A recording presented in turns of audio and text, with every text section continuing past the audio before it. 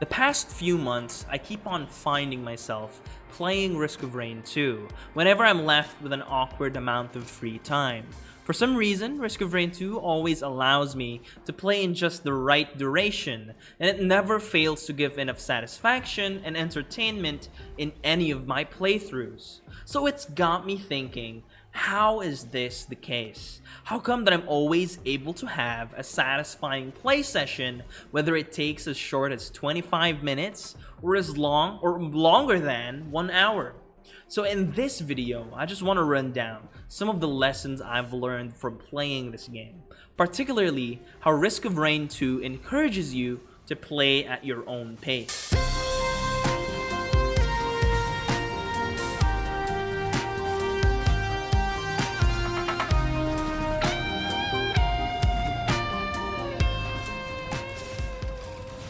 I want to highlight a few aspects of Risk of Rain 2 that I think embodies the design paradigm of giving control to the player, particularly in terms of pacing. Before anything though, I want to talk about how I tend to play Risk of Rain 2, or just games in general, since I think this gives a good sense of context as to how Risk of Rain 2 takes into account like a certain playstyle, and also later on other playstyles. I think the best way to describe how I generally like to play most games is that I am the complete opposite of your stereotypical RPG player that likes to check inside every single corner or clay pot for a potion without any story relevance that I'll never get around to using because it'll be obsolete after the first 5 minutes of checking it. What I prefer to do is just go monkey brain and just head straight to the fun parts of the game.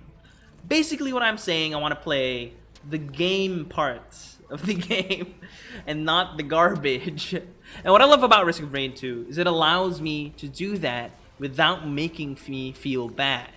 I want to start off talking about some of my favorite aspects of the game, the teleporter event and the difficulty scaling, and of course, how these two aspects interact with each other.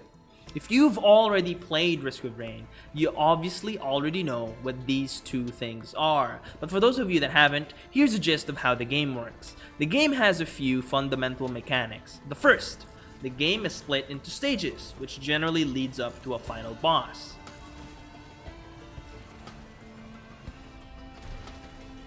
Second, each stage has chests randomly placed across its landscape. You defeat monsters, gain money to open the chests, and the chests give you the items, and these items are your main way to scale your strength in this game.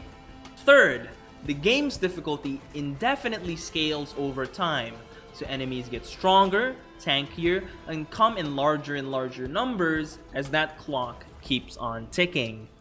So now that everyone's more or less caught up with how Risk of Rain 2 works, this brings us back to teleporter events. In each stage, there is a randomly placed teleporter, which, when interacted with, spawns that stage's boss. Once the boss is defeated and the event is finished, you can then head to the next level by interacting with the teleporter once again.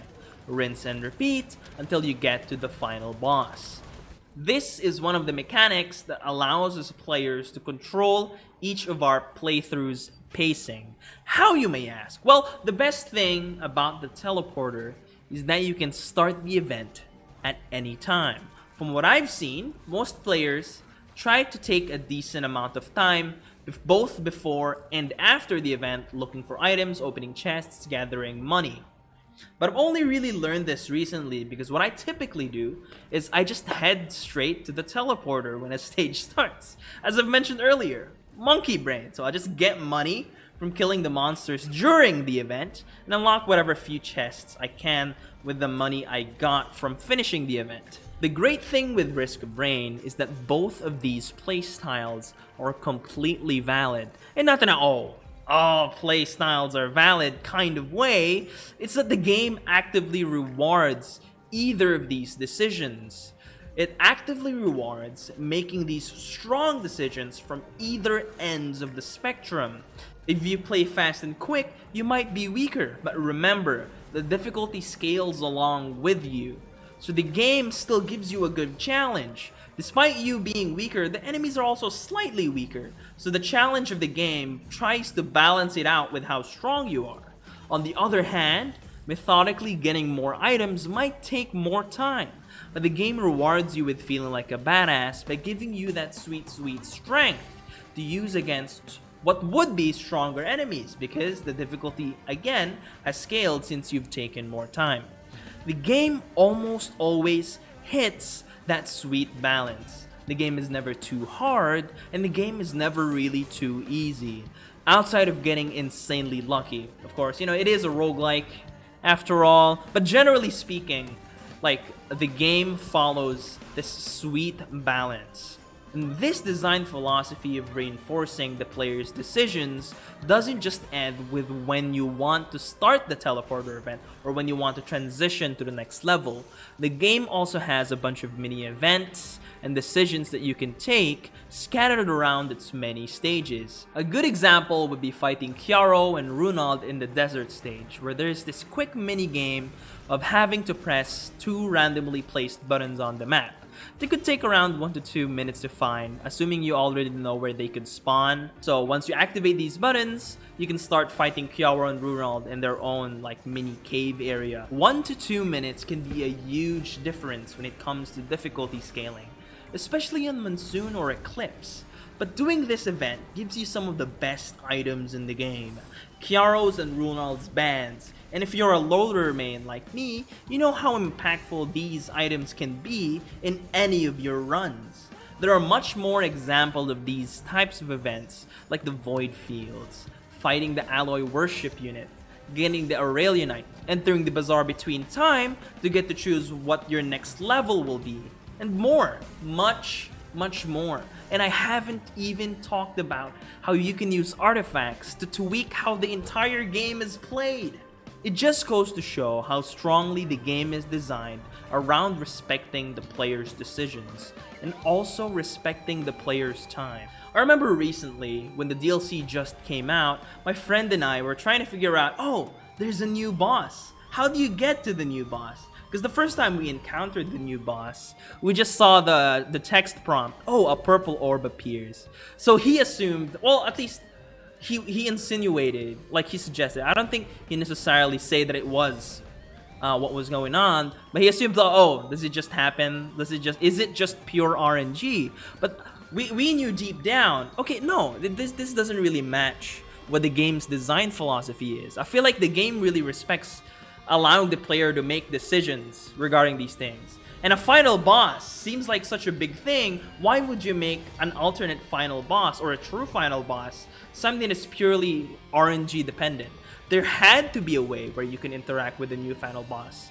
And lo and behold, after a few days, I think literally that same night, since DLC just came out, no one knew how to consistently find it. So we were going around Reddit, we were going around Discord servers looking for what the answer was. And lo and behold, towards the end of our play session for the DLC, our first play session for the DLC, we found out, oh, there is a consistent way to encounter the final boss, and that's to go through the Void Fields, through the Bazaar Between Time.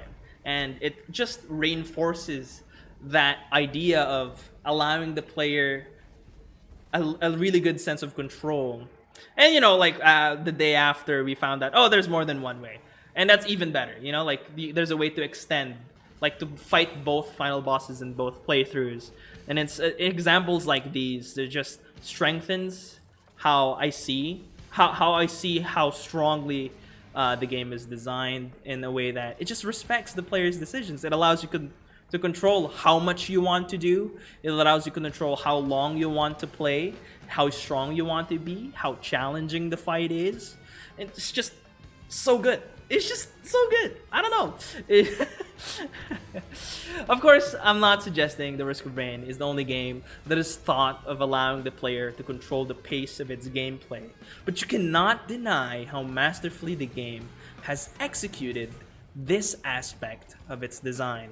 It's things like these that are just so unique to the medium of video games. Not a lot of other mediums, I think barely any other medium has this level of control over the interactivity And it just keeps me excited for playing new games, more creative games, and of course, making more games in the future. Hopefully, it's lessons like these that I'm able to apply in the games that I'm making in the future, or the games that I'm making right now.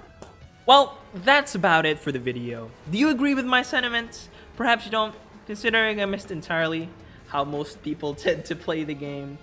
You guys are bound to have other opinions on the matter. I'd like to hear them in the comments below. I always love talking about just game design. It's something that I find a lot of passion in. It's something that I find a lot of enjoyment in. Anyway, make sure to like, comment, and subscribe so I can see you in the next video. I'll see you.